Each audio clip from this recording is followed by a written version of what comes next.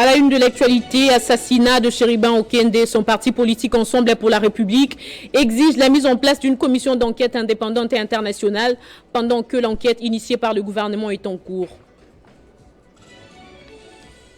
Une mort tragique de plus après celle du député national Okende, c'est le colonel Kaboulo Seba de la police nationale congolaise. Son corps a été retrouvé dans un trou à Kasenga, dans la ville de Lubumbashi ce vendredi. Pas d'élection en République démocratique du Congo sans un fichier électoral fiable. C'est le nom d'une campagne de mobilisation que va lancer les idées de Martin Fayulu ce samedi. Vous suivrez dans ce journal la réaction de Devos Kitoko, secrétaire général de ce parti. Bonsoir à tous et bienvenue si vous nous rejoignez sur Télé 50. L'assassinat de Chéribin Okende, porte-parole de Ensemble pour la République, est au cœur des enquêtes menées par la justice congolaise. Saisissant l'occasion, après le premier élément des enquêtes, son parti politique exige la mise en place d'une commission d'enquête indépendante et internationale pour que la vérité soit connue de tous. Après que la justice congolaise ait donné les résultats des premiers éléments d'enquête dans le dossier assassinat de Chéribin Okende, ancien député national et porte-parole du parti politique Ensemble pour la République, le parti est monté au créneau pour exiger la mise en place de la commission d'enquête indépendante internationale. Il s'agit ici de rechercher la manifestation de la vérité pour retrouver des assassins et leurs commanditaires, et non de déployer une communication cosmétique pour désorienter l'opinion et couvrir les attaques. L'opinion publique congolaise ainsi que la communauté internationale attendent qu'une enquête internationale indépendante et impartiale livre la vraie vérité et établisse toute la lumière sur l'assassinat de l'honorable Chéribin Okende. La mise en place de cette commission est plus urgente qu'Ensemble pour la République craint que les preuves devant permettre de mettre la main sur les véritables assassins ne viennent à se dissiper. Avant que les preuves ne se dissipent, nous exigeons que cette commission d'enquête indépendante soit mise en place très rapidement. Le temps perdu sert aux assassins. Le parti politique Ensemble pour la République attend la collaboration de tous pour que la vérité éclate au grand jour. Entre-temps, plusieurs sources signalent que le commissaire supérieur principal Sébastien Kaboulo, chef de la police du territoire des Kasenga, dont la province du Katanga, et frère du ministre national des Sports Claude François Kaboulo, Mwana Kaboulo n'est plus. Plusieurs sources concordantes signalent que le colonel Kaboulo a été victime d'un assassinat. Son corps a été retrouvé dans un puits à moitié nu et ligoté. Dans l'actualité également, l'engagement pour la citoyenneté et le développement de Martin Fayulu annonce le lancement de la campagne Pas d'élection en République démocratique du Congo sans un fichier électoral fiable. Elle va porter sur quoi? Réponse avec Devos Kitoko, secrétaire général de l'ECD. Il est joint au téléphone par Bellarmin Katalay. La décision d'engager une campagne de mobilisation générale au cours de laquelle nous allons éduquer, sensibiliser notre population à la transparence électorale, c'est la planification de la fraude électorale par M. Kadima en faveur de M. Félix-Antoine Tshilombo. Vous savez très bien que l'ECD, notre parti, et la coalition La Mouka, notre regroupement politique, nous n'avons pas déposé nos candidatures à la députation nationale. Tout simplement parce que nous exigeons l'audit du fichier électoral dont M. Kadima détient par un organisme international indépendant ayant une expertise avérée à la matière. Donc, pour nous, le mot d'ordre qui est donné au sein de notre parti et que nous allons transmettre à la population à partir de demain samedi, c'est que s'il n'y a pas de fichier électoral fiable, il n'y aura pas d'élection en République démocratique du Congo. Voilà la quintessence de notre campagne de vulgarisation et de sensibilisation des masses. Et dans le cadre de la promotion de l'entrepreneuriat de jeunes, il y a eu projection jeudi de l'émission Enquête d'Afrique, émission au cours de laquelle un digne fils du pays, Ephraim Kazadi, a fait part de son expérience en ce qui concerne l'entrepreneuriat de jeunes en République démocratique du Congo. Une soirée qui a connu la participation de plusieurs personnalités venues pour la circonstance, dont Jean-Marie Kassamba, président de l'UNPC Kinshasa et directeur général de l'Espace 50, qui a appelé la diaspora à emboîter les pas de celui qu'il considère comme un exemple de la jeunesse congolaise. Suivez. Au cours de cette soirée qui a réuni plusieurs entrepreneurs congolais d'ici et d'ailleurs au restaurant Café Musique à la Gombe, un numéro de l'émission Enquête d'Afrique de Canal+ a été projeté. Au cours de cette émission, un digne fils du pays, Ephraim Kazadi, a fait part de son expérience sur l'entrepreneuriat des jeunes en République démocratique du Congo. Si vous voulez faire des affaires, il faut aller dans un endroit où il y a des choses à faire. Parmi les personnalités présentes, Jean-Marie Kassamba, président provincial de l'Union nationale de la presse du Congo, INPC, et directeur général des Télé 50. C'est un très bel exemple à suivre pour tous les Congolais, notamment ceux de la diaspora, qui aujourd'hui sont symbolisés par Ephraim Kazadi, qui non seulement a fait de bonnes études à l'étranger, mais a pensé revenir dans son pays pour montrer d'abord de quoi il est capable. C'est un témoignage que j'apporte pour que ceux qui sont dans une possibilité de revenir au pays viennent, qui n'attendent pas seulement qu'on les nomme à des postes à responsabilité, mais qu'ils puissent entrer dans cette nouvelle discipline qu'on appelle l'entrepreneuriat. Pour l'assistance, Ephraim Kazadi, qui est de retour au pays, est un exemple de la jeunesse congolaise. La diaspora est appelée à lui emboîter les pas. C'est une très bonne initiative. Cette soirée a été agrémentée par l'artiste et musicien Fabrigas autour d'un repas copieux. Dans le reste de l'actualité, le ministre de Transport, Marc Ekila Likombo, a rencontré le ministre tanzanien des Finances, Mwigulu Lameck, mardi. Objectif, renforcer les échanges commerciaux entre la République démocratique du Congo et la Tanzanie. Suivez. Un séjour à Kinshasa où il a pris part à la réunion du comité des ministres des Finances de la SADC, le docteur Mwigulu Lameck Nchemba Madelu, ministre tanzanien des Finances, a été reçu ce mardi 20 juillet par son homologue congolais des Transports, Voies, des Communications et des Enclavements, Marc Ekila Likombo. Les deux hommes ont échangé sur le renforcement des échanges commerciaux entre leurs deux États grâce au trafic aérien, ferroviaire et routier. Allusion faite au corridor central où la RDC, la Tanzanie et l'Ouganda travaillent sur un projet d'intégration régionale qui devra booster leur coopération. Le ministre tanzanien a aussi plaidé auprès de Marc Ekila pour un environnement sécuritaire stable et propice au bon climat des affaires. Je suis venu juste pour avoir des informations avec mon collègue de transport en ce qui concerne les infrastructures de transport. Et le premier problème, c'est qu'on peut voir comment on peut collaborer en ce qui concerne les transports de cargo et de passagers entre les deux pays. Nous sommes aussi venus ici discuter de l'opportunité de pouvoir aménager le transport par rail, par voie ferrée entre les deux pays en passant par le Burundi. Et nous sommes aussi venus discuter aussi des projets qui concernent le secteur routier, qui fait partie de la Tanzanie, en passant par le Lubumbashi et puis les environs. Le docteur Mwigulu Lameck Nchemba Madelu en a profité pour inviter son hôte à visiter l'endroit aménagé pour les ports secs de Dar es Salaam. Dans le cadre de la matérialisation de la vision du chef de l'État dans les secteurs de transport, le directeur général de transport au Congo, Transco, a reçu la délégation des investisseurs brésiliens. L'idée est de mettre en place un projet de transport urbain et interurbain. Dans la même journée, il a également lancé la formation et la préparation professionnelle de jeunes sur l'automobile à limiter. Reportage de Nathan Diamouité.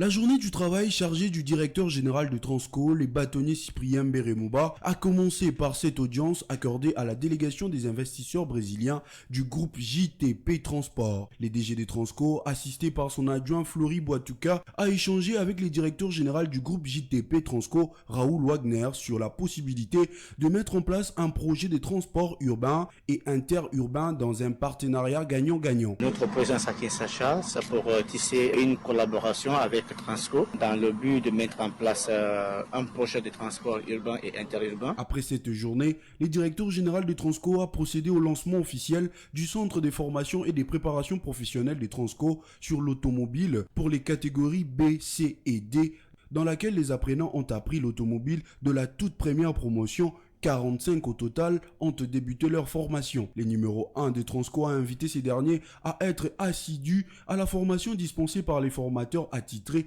que l'établissement public de transport au Congo a mis à leur disposition.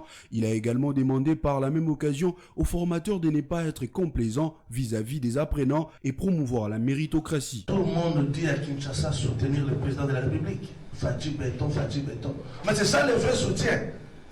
Lorsque nous, managers, lorsque nous, mandataires, nous réfléchissons comment résorber le chômage, c'est ça le vrai soutien. Cette cérémonie inaugurale a connu la participation des directeurs, cadres et agents des Transco qui, dans quelques ans, suivront également la formation. Ces centres de formation reçoivent des Congolais, y compris des étrangers, désirant à suivre la formation. Promotion du tourisme en RDC, l'Organisation mondiale du tourisme apporte son appui. Le SG de l'OMT a dépêché à Kinshasa des experts de cette organisation pour faire un état de lieu. Reportage de Grace Salambo. L'Organisation mondiale du tourisme s'engage à appuyer et accompagner le gouvernement congolais dans la promotion des différents sites touristiques que regorge la RDC. C'est dans ce cadre qu'a séjourné à Kinshasa une délégation des experts de l'OMT conduite par M. Ibrahim Mayaki. Ces envoyés du secrétaire général de l'OMT, accompagnés du Dir Kaba, du ministre du Tourisme, Robert Ngambi, et du secrétaire général au tourisme, ont visité tour à tour le parc animalier de Kinshasa, le jardin botanique et le site touristique de l'Antsele, après avoir pris part à une importante réunion sur le tourisme au CEPAS. Le site touristique de l'Antsele, c'est un grand site qui a 665 hectares, mais en état de délabrement très avancé.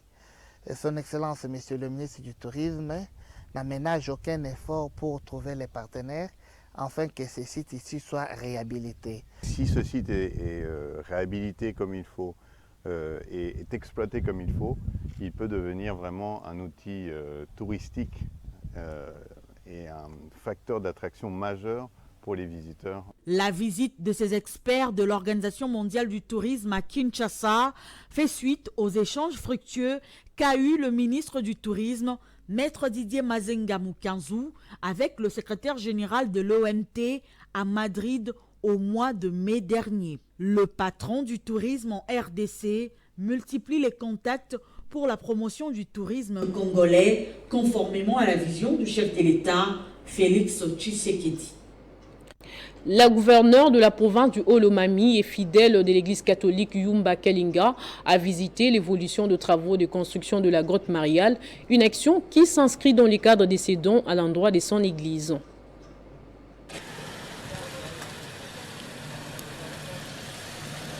Étant chrétienne et servante catholique, Yumba Kalenga Mushimbi Isabelle a visité ce jeudi 20 juillet 2023 le travaux des constructions de la grotte où sera érigée la statue de la Vierge Marie, ici accueillie par le représentant de la mère générale de la congrégation de sœurs de Mère du Sauveur. Catholique pratiquante, Yumba Kalenga Mushimbi Isabelle a apprécié la qualité des travaux effectués pour la construction de cette grotte et souhaiterait offrir au plus vite que possible ces beaux cadeaux aux fils et filles de la Vierge Marie.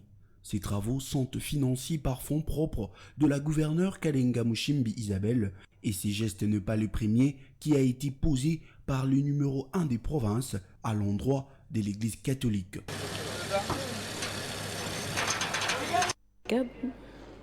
À la tête d'une foule immense des cadres et militants du regroupement politique Action des Alliés pour les Sœurs du Congo, Kalimboui, est allé déposer la liste des candidats députés nationaux au bureau des réceptions et traitement des candidatures à Lubumbashi.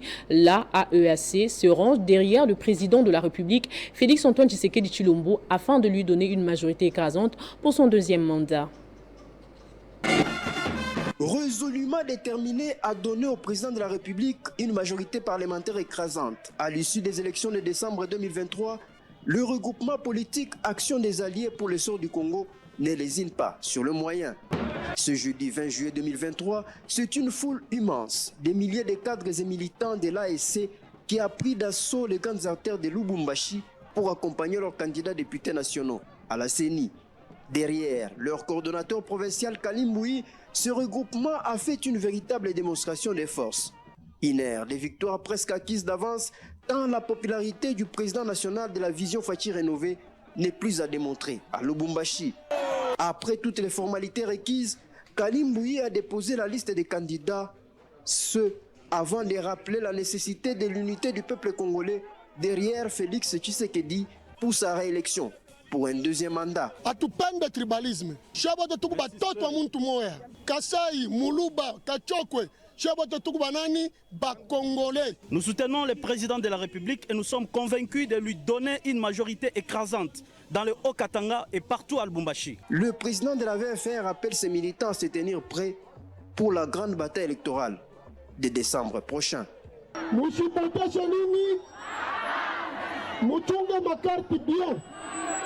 À partir de ile carte, jote tupatie deuxième mandat ya Fachi Beton. Dans l'actualité également, la ministre de l'Emploi, Travail et Prévoyance sociale a séjourné dernièrement dans son territoire natal de Kabaré, dans la province du Sud Kivu.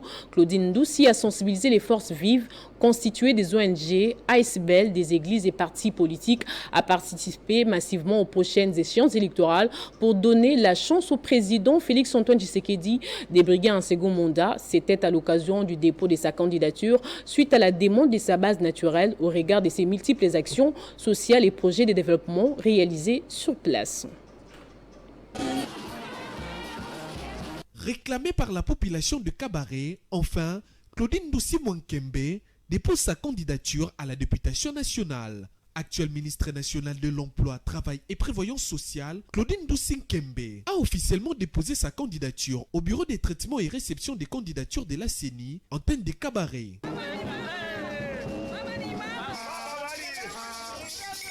Elle a été accompagnée par les candidats des Kabaré, composés essentiellement des membres de sa fondation qui porte son nom. Considérée comme la candidature d'espoir, Mwankembe Ndoussi Claudine est porteuse de plusieurs projets de développement initiés dans les territoires des Kabaré, son territoire d'origine et son fief naturel de prédilection. À son actif, elle a déjà réalisé plusieurs projets d'émancipation de la femme, de la jeune fille et surtout de l'autonomisation de la jeunesse à travers la création de l'emploi, la coupe et couture, l'élevage, l'agriculture et autres. La population de Kabaré m'a poussé à déposer ma candidature à la députation nationale et moi je ne pouvais pas désobéir à cet appel, a-t-elle déclaré. Claudine Ndoussi dit avoir recueilli plusieurs cris de la population de tous les groupements de Kabaré qui souhaitent la voir siéger à l'hémicycle national. Il est à noter que le dossier de Madame Ndoussi a été déposé pour les comptes du regroupement Alliance pour l'essor de la démocratie du Congo et allié AEDCA en sigle.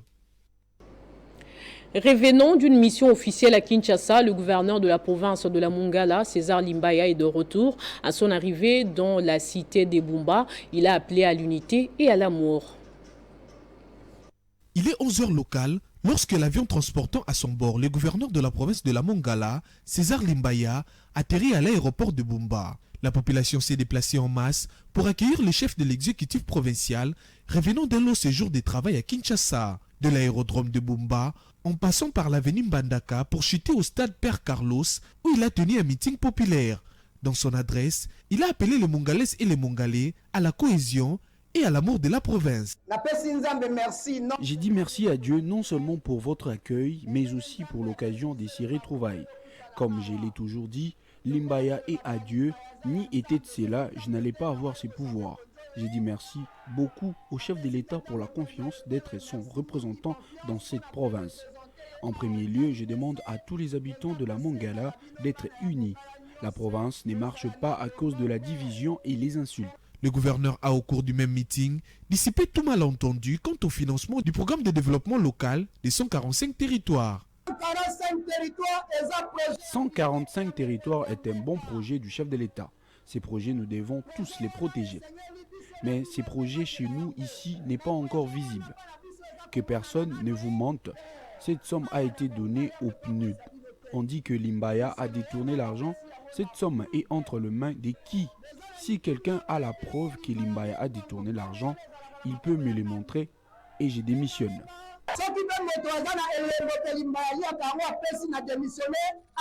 Le numéro 1 de la Mongala promet de s'impliquer personnellement pour que tous les programmes initiés par les chefs de l'État, Félix-Antoine Tshisekedi dans la Mongala, soient mis en œuvre. Les voies des dessertes agricoles occupent 57% du réseau routier de la République démocratique du Congo. Fort malheureusement, ces routes qui permettent les échanges multisectoriels entre les milieux ruraux et urbains sont pour la plupart en état de délabrement très avancé, au grand désarroi des paysans qui ne savent comment évacuer leur production champêtre. Alors, que faire pour entretenir ces routes aussi importantes pour désenclaver ces contrées perdues du pays? Tentative de réponse dans ces dossiers de Jonathan Tchobo, rendu par Jean-David Kilolo. La République démocratique du Congo est non seulement un pays richement bourré des richesses souterraines, mais aussi un grand pays à vocation agricole, avec plusieurs milliers de kilomètres de terres arables.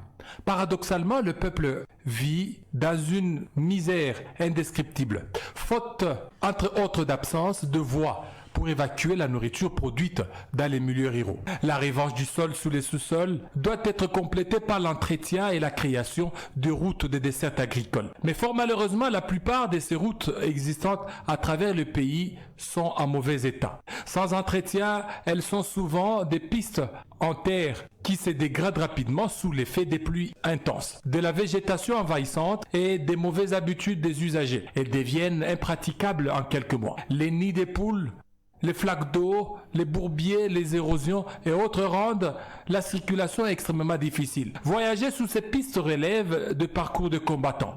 Des régions entières sont enclavées, à peine accessibles à moto dans certains coins. Le maïs, le manioc, les riz, les légumes et autres produits sont difficilement évacués vers les grands centres de consommation.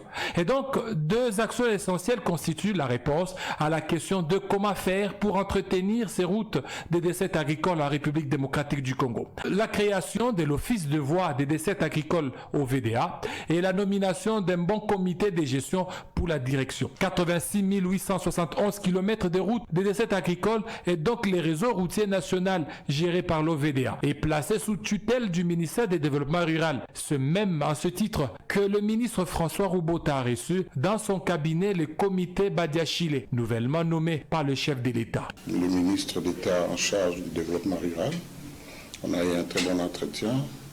Il nous a donné quelques conseils, il nous a présenté un tableau concernant l'office. Voilà, donc nous sortons et nous attendons que nous soyons notifiés. Le président du conseil d'administration l'a dit, c'est la joie parce que le chef de l'État nous a fait confiance en nous donnant ses responsabilités. Parmi les missions de l'OVDA, c'est construire, réhabiliter et entretenir les routes d'intérêt local. L'accomplissement de ces missions permettra aux agriculteurs de quitter l'agriculture de survie afin de cultiver pour la commercialisation, ce qui boostera l'économie nationale, mais aussi va développer les secteurs de l'agriculture en République démocratique du Congo. En international, pour finir, affaire profanation du Coran, la tension continue à monter entre l'Irak et la Suède. Dans les premières heures de ce vendredi, Red et Téhéran ont convoqué les diplomates suédois alors que l'Irak a expulsé pour sa part l'ambassadrice suédoise dans son sol, Benjamin Moudiata, pour les détails. Depuis la profanation du Coran en Suède, les responsables politiques en Iran sont insaisissables. L'Arabie Saoudite et l'Iran ont convoqué les représentants des missions diplomatiques suédoises dans leur pays, tout en ordonnant l'expulsion de l'ambassadrice suédoise et rappelé son propre représentant en Suède en réaction à la nouvelle profanation du Coran à Stockholm, une initiative qui a aussi entraîné un assaut contre l'ambassade à Bagdad, incendiée par les manifestants. Comme si cela ne suffisait pas, les autorités iraniennes ont aussi annoncé suspendre la licence du géant suédois des télécoms, Ericsson, dans son pays. Nous condamnons fermement la profanation répétée du Saint-Coran en Suède et tenons le gouvernement suédois pour responsable des conséquences de la provocation des sentiments des musulmans du monde entier, a déclaré le porte-parole du ministre des Affaires étrangères iranienne, Nasser Kanani. En outre, le ministre des Affaires étrangères iranien, Hossein Amir Abdollahian, a déclaré avoir envoyé une lettre au secrétaire général de l'ONU condamnant la profanation du Coran en lui demandant de condamner immédiatement cet acte et de prendre des mesures nécessaires dès que possible afin d'empêcher sa répétition. Place au rappel des titres à présent. Assassinat de Chéribin Okende et son parti politique Ensemble pour la République exige la mise en place d'une commission d'enquête indépendante et internationale pendant que l'enquête initiée par le gouvernement est en cours. Une mort tragique de plus après celle du député national Okende, c'est le colonel Kaboulo Seba de la police nationale congolaise. Son corps a été retrouvé dans un trou à Kasenga, dans la ville de Lubumbashi ce vendredi. Pas d'élection en République démocratique du Congo sans un fichier électoral fiable. C'est le nom d'une campagne de mobilisation qui va annoncer les idées de Martin Fayulu ce samedi. Vous avez suivi la réaction de Devos Kitoko, secrétaire général de ces partis politiques. Ainsi s'achève complètement ce journal. Merci à vous tous de l'avoir suivi et bonne suite des programmes sur Télé 50.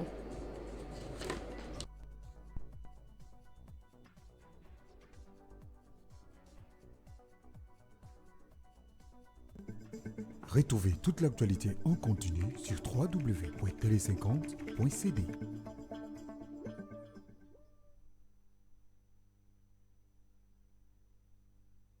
Communiqué officiel du Conseil supérieur de l'audiovisuel et de la communication, barre numéro 008, barre CESAC, barre RAP, barre OK, barre 2023. Les conseils supérieurs de l'audiovisuel et de la communication, CESAC, réunis en session ordinaire de l'Assemblée plénière ce jeudi 20 juillet 2023 à son siège, a été saisi par les tiers et par le rapport du Centre du monitoring de médias congolais et communique ce qui suit. A. Beaucoup des contenus diffusés dans les réseaux sociaux sont grossiers, obscènes et attentatoires aux valeurs morales et éducatives, à la pudeur et aux bonnes mœurs, ainsi qu'à la dignité humaine. À cet effet, le CESAC demande également aux parents de bien veiller sur les enfants mineurs d'âge, à la bonne utilisation des réseaux sociaux sur les téléphones portables en cette période des grandes vacances. Le CESAC rappelle que ces faits sont punis par la loi en RDC et l'instance des régulations s'y réserve le droit de sanctionner les médias récalcitrants. B. Concernant les dérapages relative au discours des haines, diffamatoires et discrimination sur fond d'appartenance à une tribu ou à une ethnie qui sont diffusés dans quelques médias, faits sur lesquels le CESAC a déjà fait des observations et recommandations, il y a lieu de retenir que tous les cas des récidives seront sanctionnés conformément à la loi. Enfin, le CESAC qui interpelle tous les acteurs politiques et sociaux et autres leaders d'opinion intervenant dans le média opérant à RDC les convie à adopter un discours responsable en cette période où le pays est engagé dans le processus électoral qui a besoin de la paix et de la concorde nationale. C. Enfin, un point de presse sera animé essentiellement par les présidents du CESAC pour plus de lumière sur ces points